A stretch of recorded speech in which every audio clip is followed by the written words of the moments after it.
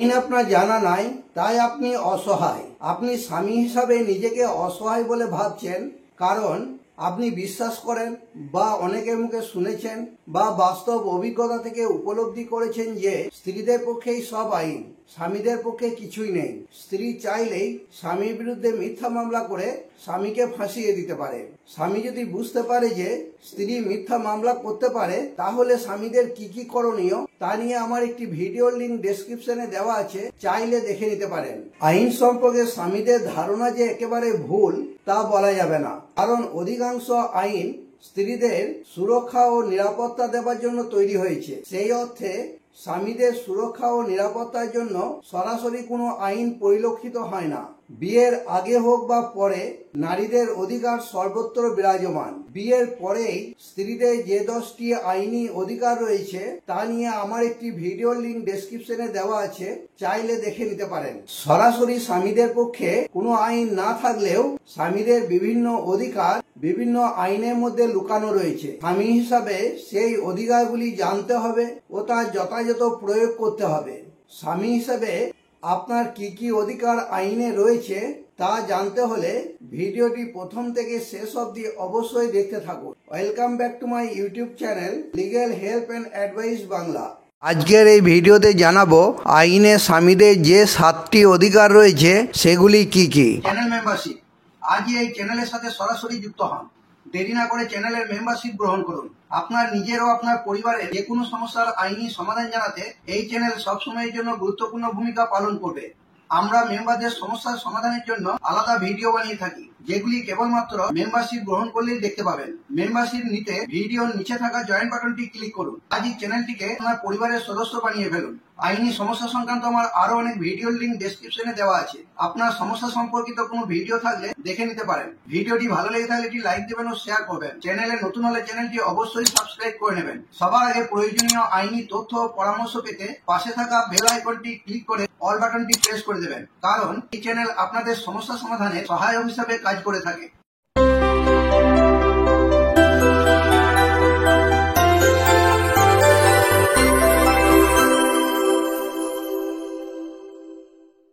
আইনে স্বামীদের যে 7টি অধিকার রয়েছে সেগুলি কি কি। 1. স্ত্রীদের ভরণ পোষণ দেওয়া থেকে মুক্তি। স্বামী স্ত্রীর মধ্যে অল্প বিস্তর ঝামেলা হলেই স্ত্রী বধূ নির্যাতন মামলা করার জন্য উঠে পড়ে লেগে যায়।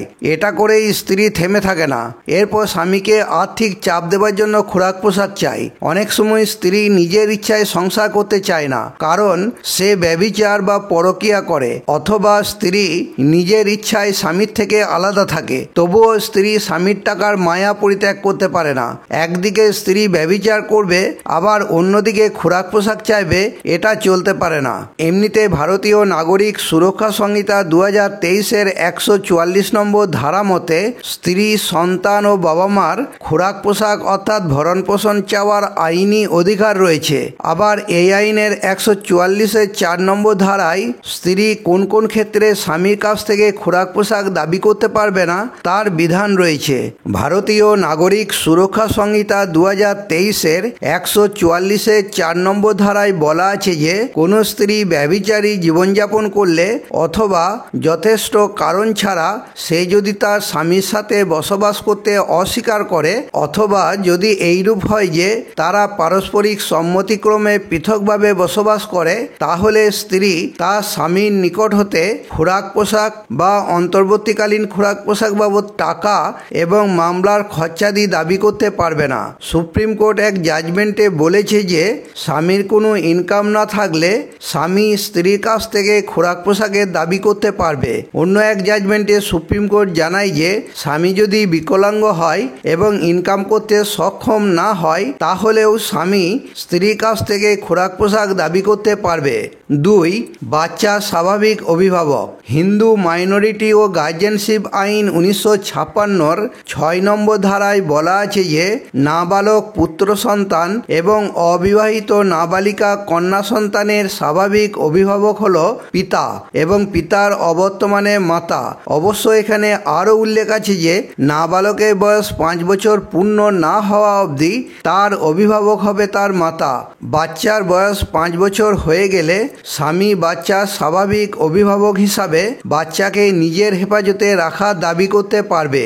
এটা স্বামীর অধিকারের মধ্যে পড়ে। এছাড়াও বাচ্চার ভিজিটিং রাইটস অর্থাৎ বাচ্চার সাথে দেখা করার অধিকার স্বামীর আছে ও সেই মর্মে আদালতে আবেদন করতে পারবে।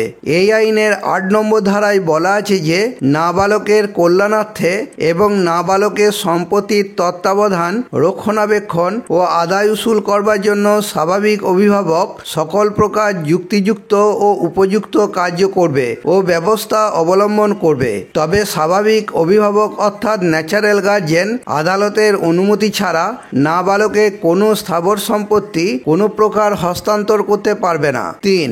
বাচ্চার অস্থায়ী হেফাজত। পারিবারিক হিংসা আইন 2005-এর 21 নম্বর ধারা মতে বাচ্চা পরিদর্শনের অধিকার আদালত স্বামীকে দিতে পারে। তবে এই ধারায় সাধারণত স্ত্রীরা মামলা করে থাকে এবং বেশিরভাগ ক্ষেত্রে বাচ্চার হেফাজত স্ত্রীকে দেওয়া হয়ে থাকে। বাচ্চার স্বাভাবিক অভিভাবক হিসাবে স্বামী ভিজিটিং রাইটের সাথে সাথে বাচ্চার অস্থায়ী হেফাজত পাওয়ার জন্য আবেদন করতে পারে। এর জন্য পৃথক মামলা করার প্রয়োজন নেই। স্ত্রী এই আইনে যে মামলা করেছে সেই মামলাতেই আপনি কেবল হেফাজত চেয়ে পিটিশন করবেন। এতে মামলার খরচা বাঁচবে ও সাথে হয়রানির হাত থেকে রক্ষা পাওয়া যাবে। 4. বিবাহ বাতিল। সম্মানের ভয়ে বা আইন না জানার জন্য এই আইনি অধিকার স্বামীরা প্রয়োগ করতে চায় না বা প্রয়োগ করে না। সামাজিক সম্মানহানির ভয়ে অনেক স্বামী স্ত্রীর এই অন্যায় কার্যকলাপকে মেনে নেয়। অনেক স্বামী আবার এই কারণ দেখিয়ে স্ত্রীর বিরুদ্ধে ডিভোর্স মামলা ফাইল করে থাকে। বিয়েটাই যেখানে বাতিলযোগ্য সেখানে ডিভোর্স মামলার কিসের প্রয়োজন? হিন্দু বিবাহ অধিনিয়ম 1955 12 1 ঘ নম্বর ধারায় বলা আছে যে যদি বিবাহের সময় স্ত্রী স্বামী ছাড়া অন্য পুরুষ দ্বারা গর্ভবতী হয়ে থাকে তাহলে স্বামী বিবাহটি বাতিলযোগ্য ঘোষণা করার জন্য আদালতের কাছে আবেদন করতে পারে।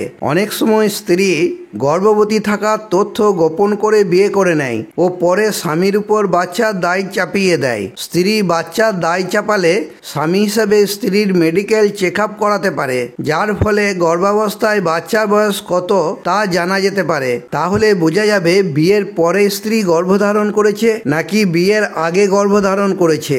এছাড়াও ডিএনএ টেস্ট করা যেতে পারে। 5. মামলার সময়সীমা। মামলার সময়সীমা নির্ধারণে স্ত্রীর যতটা অধিকার আছে স্বামীরও ঠিক ততটাই আইনি অধিকার রয়েছে। হিন্দু বিবাহ অধিনিয়ম 1955 21 খ ধারার 2 নম্বর উপধারায় বলা আছে যে এই আইন অনুযায়ী প্রতিটি পিটিশনের যত তাড়াতাড়ি সম্ভব শুনানি শেষ করতে হবে এবং তার সব রকম প্রচেষ্টা করতে হবে যাতে প্রতিপক্ষের উপর নোটিশ জারির পর 6 মাস সময় মধ্যে শুনানি শেষ হয়। এবং 3 নম্বর উপধারায় বলা আছে যে প্রতিটি আপিল মামলার শুনানি যত তাড়াতাড়ি সম্ভব শেষ করতে হবে যাতে বিবাদীর উপর নোটিশ জারির পর 3 মাস সময় মধ্যে শুনানি শেষ হয়। বেশিরভাগ ক্ষেত্রে দেখা যায় যে স্বামী ডিভোর্স মামলা ফাইল করে থাকে, সেক্ষেত্রে স্ত্রী এই ধরনের ক্ষমতা পেয়ে থাকে। আবার অনেক ক্ষেত্রে স্ত্রী ডিভোর্স মামলা ফাইল করে থাকে, সেক্ষেত্রে স্বামী এই ধারায় প্রয়োগ করার জন্য আদালতে আবেদন করতে পারে। 6. পাল্টা দাবি। হিন্দু বিবাহ অধিনিয়ম 1955 23 ক নম্বর ধারা মতে স্ত্রী যদি ব্যভিচার, নিষ্ঠুরতা অথবা পরিত্যাগ কারণ দেখিয়ে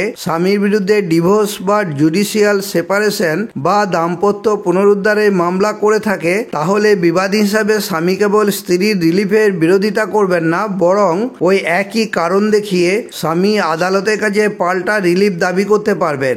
যদি স্ত্রীর ব্যভিচারিতা, নিষ্ঠুরতা এবং পরিত্যাগ প্রমাণিত হয় তাহলে আদালত এই আইন অনুযায়ী স্বামীকে যে কোনো প্রকার রিলিফ দেবেন, যেটি ওই একই কারণে স্বামী দরখাস্ত করলে পেয়ে থাকতেন। 7. বিয়ের পণ। বধূ নির্যাতন মামলা হোক বা পারিবারিক হিংসা আইনে মামলা হোক, প্রায় সব মামলার ক্ষেত্রেই স্ত্রী পণ প্রথা প্রতিরোধ আইনে 3 ও 4 নম্বর ধারা যোগ করে দেয়। অভিযোগপত্রে স্ত্রী পণ দেওয়ার কথা বেশি করে উল্লেখ করে থাকে ও স্বামীকে দোষারোপ করে থাকে। স্বামী বেচারা আদালতে পণ না নেওয়ার কথা বা অত পণ নেননি বলে দাবি করে থাকে, কিন্তু আদালত বেশিরভাগ স্ত্রীর কথার উপর বেশি গুরুত্ব দিয়ে থাকে। স্ত্রী যদি পণ দেওয়ার কথা বলে থাকে, স্বামীকে অবশ্যই আদালতে দাবি জানাতে হবে যে স্ত্রীকে বা তার পরিবারকে পণ দেওয়ার জন্য সাজা দেওয়া হোক, কারণ বিবাহে পণ নেওয়া যেমন অপরাধ, পণ দেওয়া সমান অপরাধ। এই দাবি নিয়ে স্বামী উচ্চ আদালতের দ্বারস্থ হতে পারে। এসব ছাড়াও স্বামী ও স্ত্রী দুজনেরই কিছু আইনি অধিকার রয়েছে। সম্পত্তিতে স্ত্রীর অধিকার নিয়ে আমার একটি ভিডিওর লিঙ্ক ডেসক্রিপশনে দেওয়া আছে, চাইলে দেখে নিতে পারেন। আজ এই পর্যন্তই। এই সংক্রান্ত কোনো সমস্যা থাকলে কমেন্টে জানাবেন। ভিডিওটি ভালো লেগে থাকলে সাবস্ক্রাইব করে দেবেন। Legal help and advice Bangla channel সর্বদা আপনাদের পাশে আছে।